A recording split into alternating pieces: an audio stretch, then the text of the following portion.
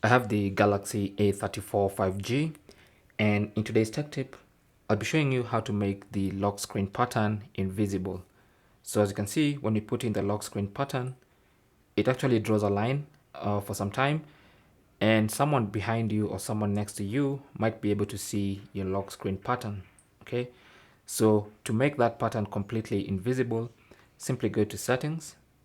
Under settings, go to lock screen, and then tap on secure lock settings. And then of course you'll need to enter your pattern, PIN or password to enter the lock screen settings page, or rather the secure lock settings page. Now here at the top you should see make pattern visible. That's enabled, but since we want to make invisible, we need to disable that. So now when you enter your lock screen pattern, it doesn't draw a line behind your pattern. Okay, the way it was before, when you lock your screen, when you unlock your screen, it draws that line. Okay, so you see the difference.